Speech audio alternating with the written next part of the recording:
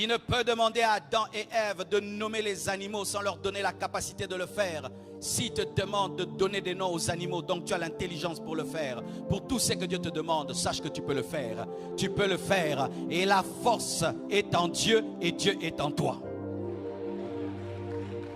Je peux tout par celui qui me fortifie. Je peux tout par celui qui me fortifie. Je déclare que je peux tout par celui qui me fortifie. Je dis encore que je peux tout par celui qui me fortifie. Je peux faire tout ce que Dieu me demande de faire par celui qui me fortifie. Il a demandé à Moïse de monter au sommet de la montagne pendant 40 jours sans boire ni manger. Et Moïse a pu le faire. Pourquoi? La force l'y attendait. 2 fois, il a fait. La force l'y attendait. Il a attiré Jésus-Christ dans le désert pendant 40 jours et il a eu la force de le faire. Pourquoi? Dieu ne peut jamais te demander de faire une chose si tu ne peux le faire. Il ne demandera jamais aux hommes de faire ce que les anges font.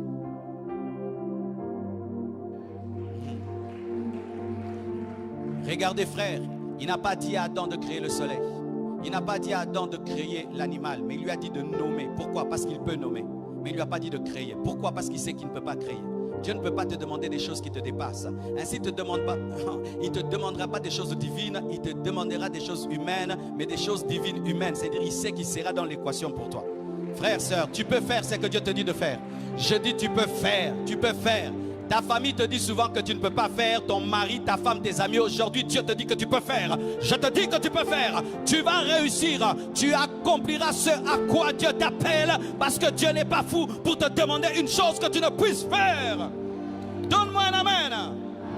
Même si c'est grand, tu es grand pour le réaliser. Même si c'est fort, tu es fort pour le faire. Même si ça demande l'intelligence, tu as l'intelligence pour le faire. Frère, sœur, tu as la capacité et le potentiel de répondre à ta destinée. Tu dois le croire. Préparé d'avance pour toi. C'est-à-dire quoi? Avant que tu ne naisses. C'est-à-dire que lorsque tu étais dans le ventre de ta mère, tu avais déjà préparé les bonnes œuvres. Et certains nous rencontrons nos bonnes œuvres de la destinée à l'âge de 30 ans. Tu t'imagines, Dieu a pris 30 ans pour te préparer une chose et puis tu dis que tu vas échouer. Comment tu peux échouer alors que tu étais préparé pendant 30 ans? Je réussirai au nom de Jésus-Christ. Je réussirai au nom de Jésus-Christ. Je ferai ce que Dieu m'a dit. Je relèverai mon défi. J'accomplirai ma mission. Jusqu'au bout, j'arriverai. Et je ne vais pas tomber. Je ne tomberai pas. Jusque dans ma vieillesse, je prêcherai la sainteté et la pureté. Dieu ne peut pas m'appeler au scandale. Dieu ne peut pas m'appeler au scandale. Dieu ne peut pas m'appeler au scandale. Certains vous dites, non, si je commence, je vais tomber. Tu ne vas pas tomber. Tu ne vas pas tomber. Oh non, je refuse de commencer. Peut-être j'abandonnerai. Tu n'abandonneras pas. Ce que Dieu a commencé dans ta vie, il va l'amener à la perfection. Je répète, ce que Dieu a commencé dans ta vie, il va l'amener à la perfection. Dieu n'est pas l'auteur des œuvres inachevées, mais ce qu'il commence, il a la capacité, la provision pour le terminer. Préparez d'avance.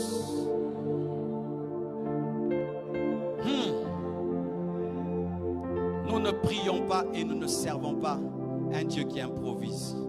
Dieu n'improvise jamais. Et le mot hasard n'existe pas dans son dictionnaire. Dieu n'improvise pas. Jamais tu marcheras avec Dieu et puis tu arrives à un endroit, Dieu est perdu. Et puis commence à te poser la question, mon fils en fait quoi? Il connaît le chemin dans le désert. Il connaît le chemin dans la mer Rouge. Il connaît le chemin dans le Jourdain. Il connaît le chemin dans le déluge. Il connaît le chemin. Je te dis, il connaît le chemin. Même si toi tu ne comprends pas, Dieu comprend. Aie confiance.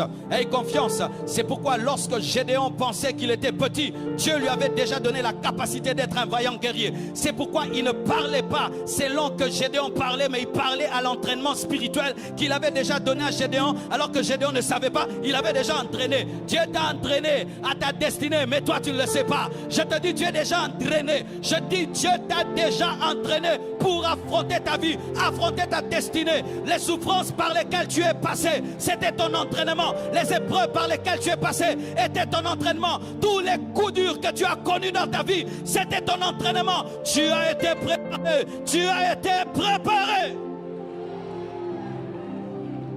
Préparé d'avance.